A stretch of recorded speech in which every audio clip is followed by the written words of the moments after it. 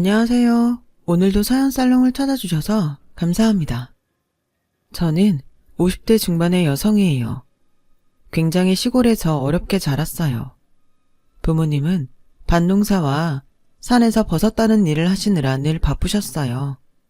저도 6살 때부터는 엄마를 따라서 버섯도 따고 봄에는 나물도 캤죠. 어릴 때는 그렇게 자연 속에서 사는 게 행복하고 즐거웠는데 친구들이 하나 둘 공부한다고 도시로 떠나고 나니 점점 외로워졌어요.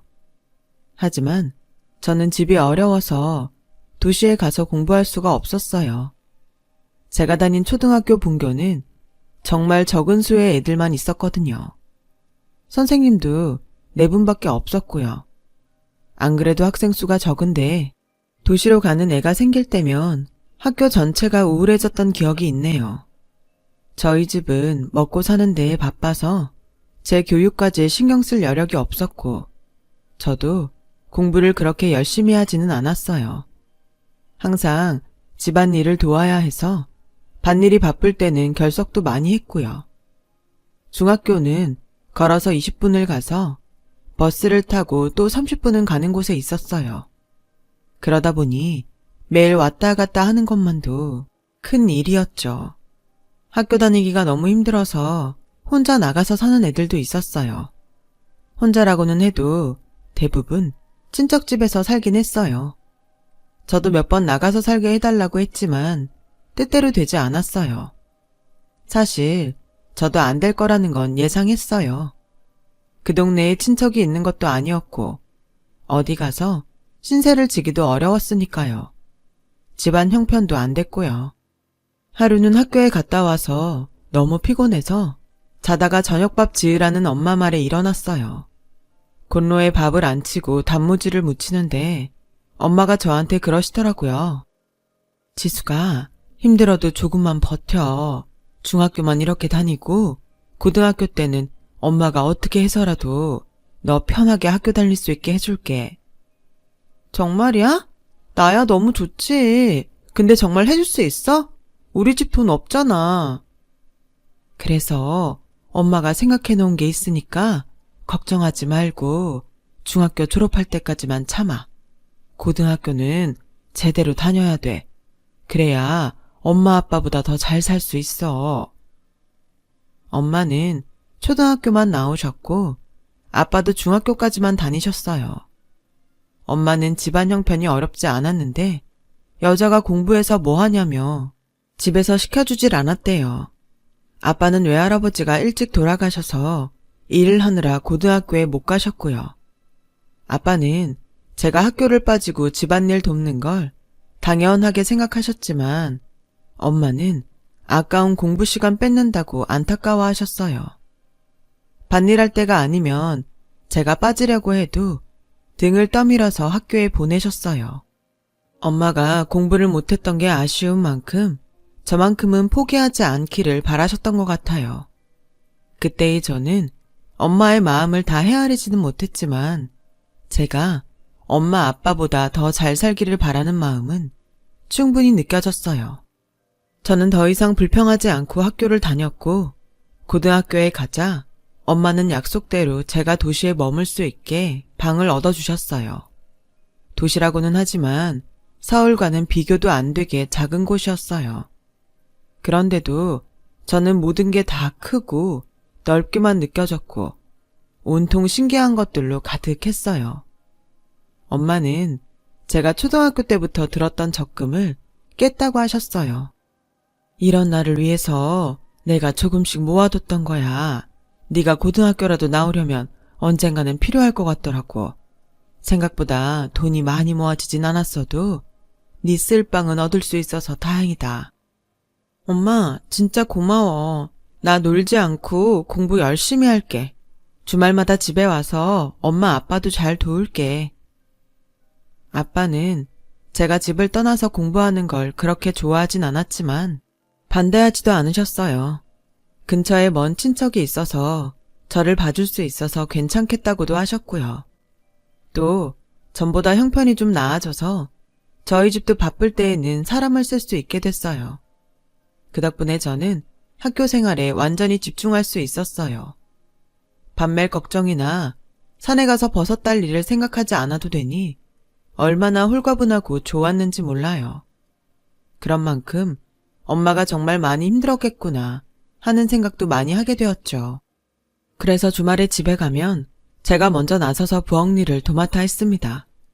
집 떠나면 다 효자가 된다고 하는데 저도 그랬던 것 같아요. 학교 생활은 정말 재미있었어요. 고3이 되니까 대학에 갈 아이들과 취직할 아이들로 갈라지게 됐고 저는 취직하는 쪽을 선택했어요. 명문대에 갈 정도의 성적은 아니었고 서울에 있는 대학에 갈 수는 있을 정도의 성적이었어요. 선생님은 아까워했지만 저는 얼른 돈을 벌고 싶었거든요. 저는 학교 선생님의 추천으로 작은 회사의 격리 보조로 취직하게 됐어요. 엄마 아빠는 제가 졸업도 하기 전에 취직이 결정됐다고 엄청 좋아하셨어요. 아빠는 엄마가 무리해서 절 학교 보낸 보람이 있다고 하셨죠. 부모님이 좋아해 주시니까 저도 더 들떴어요. 회사에 들어가서 사회생활을 한다고 생각하니 벌써 어른이 된 것 같았거든요. 학교를 졸업하던 날 엄마는 제 손을 잡고 지수가 회사에 들어가서 적응되면 그 다음에는 야간 대학이라도 갈 생각해봐. 힘들었지만 고등학교 졸업하니까 좋은 일자리가 생겼잖아. 대학 졸업하고 나면 더 좋은 데 갈 수 있고 네가 하고 싶은 일도 할 수 있을 거야. 엄마 아빠가 지금 대학까지 보내주지 못해서 미안하다. 그래도 엄마 말 명심해. 네 삶은 네가 바꿀 수 있는 거야. 알았지? 저는 알겠다고 했어요. 하지만 회사에 다녀보니 일을 하면서 학교에 다닌다는 게 보통 각오로 되지 않는다는 걸 깨달았어요. 처음 몇 달은 적응하느라 정신이 없었고 그 다음은 피곤이 쌓여서 일이 끝나면 아무것도 하기 싫어지더라고요. 그래서 2년 정도는 공부할 생각은 접고 회사만 다녔어요. 격리 보조라고 하지만 격리일보다는 잡심부름이나 다른 직원들 뒤치다거리가 더 많았어요. 시간이 흐르면서 나는 언제 일다운 일을 해보나 하는 마음에 제 현실이 답답해지더라고요. 저는 그제야 용기를 내서 야간대학에 원서를 내기로 했어요. 모아놓은 돈도 있고 엄마 말씀처럼 대학 졸업장이 있으면 지금보다는 더 나은 일을 할 수 있을 거란 생각이 들었거든요. 그때부터 회사가 끝나면 학교에 가서 공부하는 생활을 시작했고 몇 년간 고생 끝에 저는 경영학과 졸업장을 받았어요. 그러면서 전산회계 업무 자격증도 같이 땄고 그 덕인지 저는 중소기업 회사에 격리로 들어가게 됐죠. 거기서 남편을 만나게 됐어요. 그 사람은 저희 회사가 물건을 납품하는 대기업 직원이었어요. 직급도 팀장이고 능력 있는 사람이었어요. 저는 그 남자의 능력에 반했고 그 사람은 제가 뭐든 적극적으로 일하는 모습이 매력 있다고 하더라고요. 남자는 아버지가 일찍 돌아가셨고 어머니는 지방대 교수였는데 지적이고 고상한 모습이 참 좋아 보였어요. 나이도 많지 않으신데 공부를 하면서 아이를 키웠을 걸 생각하니 존경심도 들더군요. 혹시라도 제 학벌을 가지고 뭐라고 하진 않을까 걱정도 했어요. 하지만 큰 문제 삼지 않아서 남자와 결혼할 수 있었습니다. 그런데 시어머니는 집안 큰 행사 자리에 절대 저를 부르지 않았어요. 항상 남편만 혼자 갔다 오곤 했거든요. 아무래도 시댁 모임은 저한테 어려운 자리라서 처음엔 속으로 좋아했는데 시간이 갈수록 뭔가 석연치 않은 게 느껴졌어요. 하루는 시어머니가 왜 중요한 행사에 저를 안 부르는지 남편을 붙잡고 꼬치꼬치 캐물었어요. 우리 친척들이 전부 고학력자에 직업도 좋은 사람들이 많거든. 엄마가 비교된다고 중요한 일에는 부르지 말라고 하셨어. 내가 기죽을까봐 신경 써서 그러는 거야? 그런 거면 난 괜찮아. 아무리 내가 모자라도 그래도 당신한테 아내고 며느리인데 중요할 때마다 빠지고 일도 안 하면 다들 뭐라고 하겠어. 라고 하자 남편은 더듬으면서 겨우 하는 말이 그게 사실은 너랑 결혼하는 조건이 그거였어. 집안 중요한 행사에 부르지 않는 거. 그냥 조용히 나하고만 살라는 거였어. 뭐라고? 어떻게 그런 약속을 할 수가 있어? 이건 너무하잖아. 내가 창피하다는 거야? 그리고 그런 일을 왜 말 안 했어? 네가 이럴까봐 말 안 한 거야. 지금도 봐. 너 이렇게 방방 뜰 게 뻔한데 어떻게 말을 하냐? 그것뿐이 아니었어요. 시어머니는 집에 제 친구들도 부르지 말라고 하셨다더라고요. 저랑 친구면 수준도 비슷할 테니 그런 사람들 드나들게 하지 말라고 했다나요? 너무 속이 상했지만 어디 하소연할 데도 없었어요. 친정에 말하면 부모님 마음만 아프실 테고 친구들한테도 창피해서 말을 꺼내지 못했죠. 안 그래도 집들이 때 남편이 친구들은 부르지 말자길래 그것도 제 생각해서 힘들까봐 그런 줄 알았는데 다 이유가 있었던 거예요. 저는 이런 결혼 생활을 해야 되는 건지 며칠 동안 잠도 못 자고 입맛도 없을 만큼 고민했어요. 시어머니가 지금은 나한테 편견이 있어서 저러지만 내가 잘하면 인정해주지 않을까 하는 생각이 들더라고요. 마침 시어머니 생신이 돌아오고 있었어요. 저는 새벽같이 일어나 시장에 가서 싱싱한 재료들을 사다가 정성껏 전을 부치고 잡채와 갈비찜도 만들었어요. 마침 엄마가 보내주신 꿀이 있어서 그것도 포장을 했죠. 전부 보자기에 싸놓고 보니 두 손이 모자랄 지경이었어요.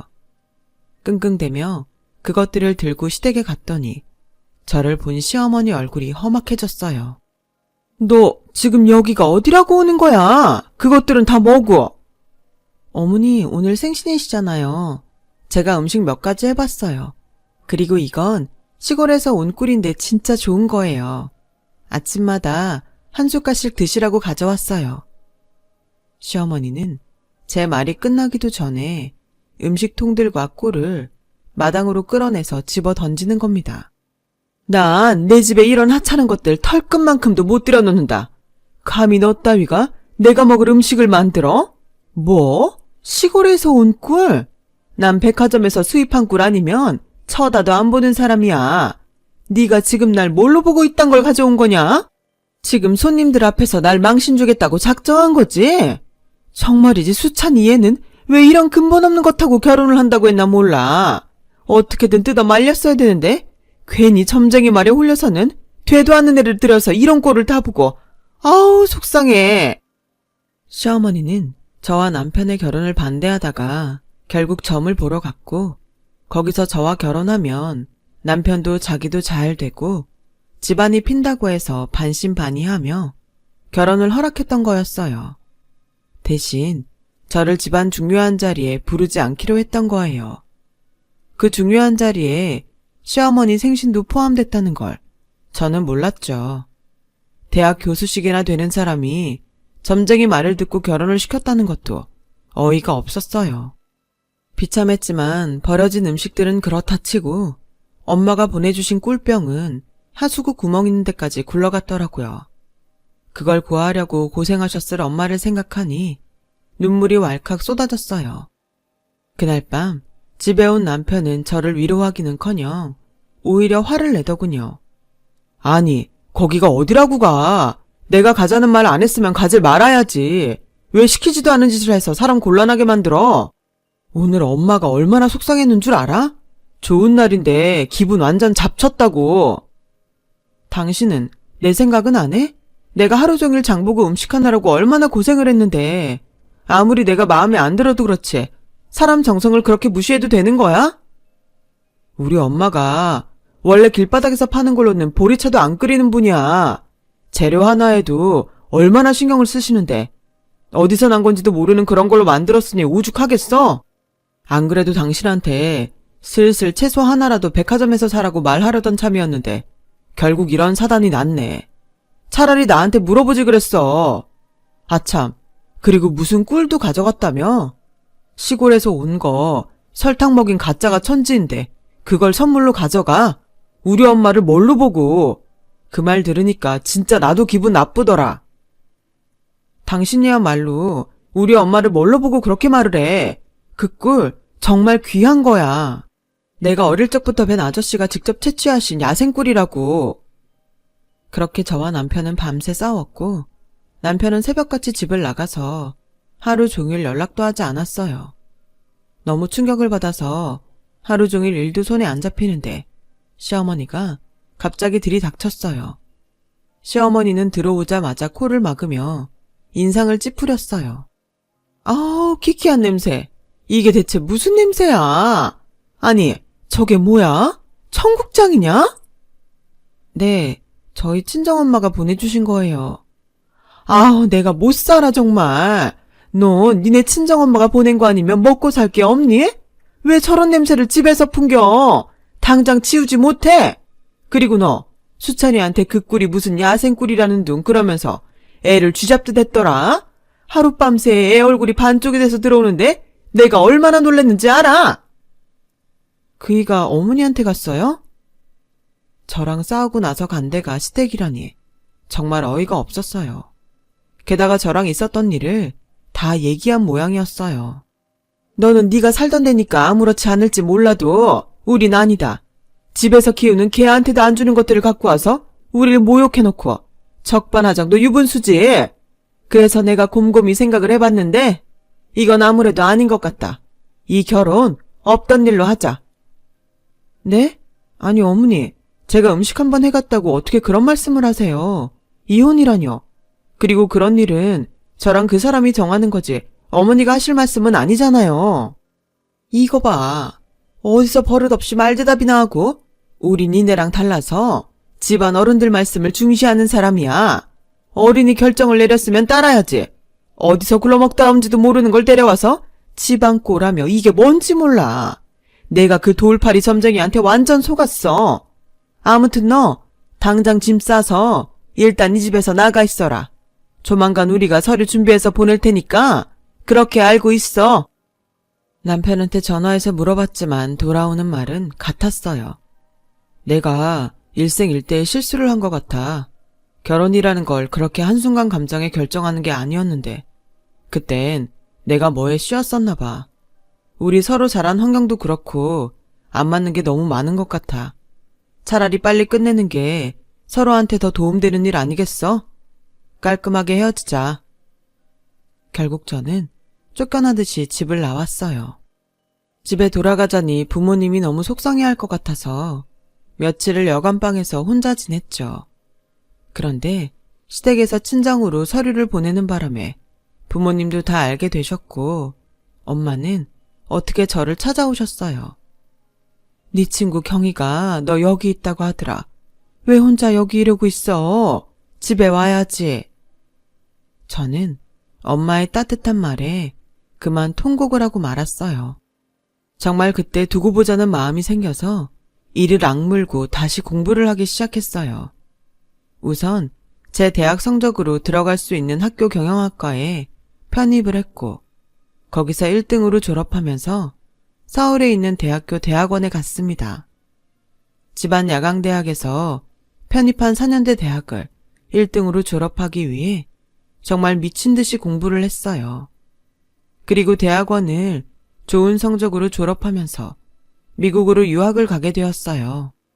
장학금을 받아서 갔지만 생활비는 부족할 때가 많았어요. 그래도 진짜 정말로 꼭 뭔가 되고 말겠다는 일념으로 그 생활을 버텨냈어요. 박사과정을 5년에 끝내는 사람들도 있었지만 절반 이상은 5년을 넘겨서 7년도 걸리고 8년 만에 마쳤거든요. 저는 5년 안에 박사를 따지 않으면 나머지 등록금을 낼 돈이 없었기 때문에 죽기 살기로 공부를 했고 결국 5년 만에 경영학 박사학위를 받을 수 있었어요. 그 사이 많은 일들도 있었죠. 아버지는 돌아가셨고 엄마가 홀로 저를 기다리고 계셨어요. 저는 대학원을 나온 대학에서 강사로 일을 시작했어요. 그러면서 대기업 경영연구소와 함께 경영 전략도 짜고 논문 발표도 열심히 했죠. 학교에서는 그런 저를 신뢰하게 됐고 저는 5년 후에 정식 교수로 임용되었어요. 그날 엄마께 커다란 꽃다발을 안겨드렸어요. 엄마가 나한테 공부하라고 하지 않았으면 이렇게 될 수 없었을 거야. 이건 다 엄마가 만든 거야. 엄마, 고마워요. 네가 열심히 살았으니까 훌륭한 사람이 된 거지. 엄마는 아무것도 못 해줬는데 이렇게 잘 살아줘서 엄마가 고마워. 이상하게 그렇게 좋은 날 엄마와 저는 시댁에서 쫓겨났던 때가 떠올라 또다시 눈물을 흘렸어요. 그때는 인생 가장 밑바닥까지 내려가서 너무 비참했는데 여기까지 오게 되니 정말 꿈만 같더군요. 몇 년 후에 저희 학교에서는 현장 경험이 있는 사람들을 교수로 임용하는 공고를 냈고 많은 사람들이 지원을 했어요. 그 중에 대학원 이상의 학력에 실적이 괜찮은 사람들을 출연했고 저는 면접관으로 참여하게 됐어요. 인연이라는 게 참 악연도 인연이긴 한가 보더라고요. 면접을 진행하는 회의실로 가던 저는 복도에 앉아있던 사람들 중에서 뜻밖의 사람을 만났어요. 바로 전 남편이었어요. 그 사람은 저를 보고 긴가민가 하는 것 같더군요. 아무래도 믿어지지 않았겠죠. 지방 야간대학을 나왔다고 자기 집에서 쫓겨난 사람이니까요. 하지만 면접을 보러 들어와서 제 이름을 보더니 눈이 휘둥그레졌고 그 사람은 질문에 제대로 대답도 못하고 버벅대다가 면접을 끝내고 말았어요. 면접이 끝나고 나오는데 저 남편이 저를 기다리고 있더군요. 정말 많네. 어떻게 이런 일이 다 있지? 라는데 저는 아무 말도 하지 않고 그 사람을 지나쳤어요.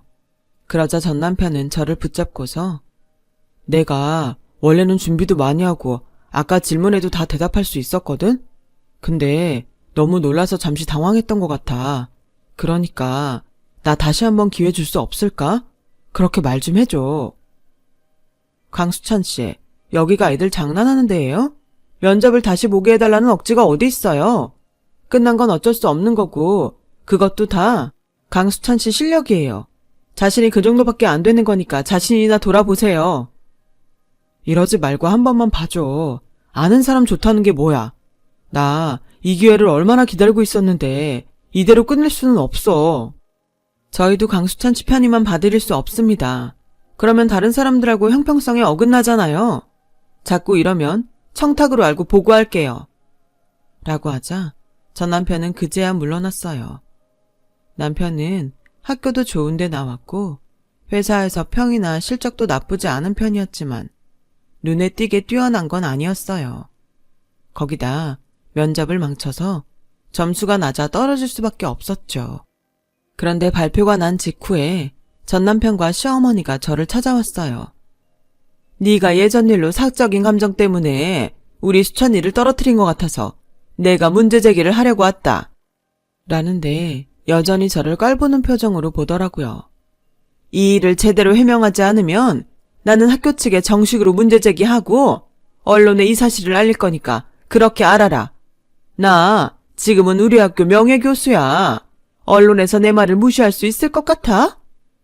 라는 시어머니 옆에 전 남편은 의기양양한 표정으로 서 있었어요. 옆에서 보던 조교가 듣다 참지 못하고 할머니, 어디 와서 이런 행패를 부리시는 거예요? 저희 대학을 뭘로 보시고 그런 말씀을 하세요?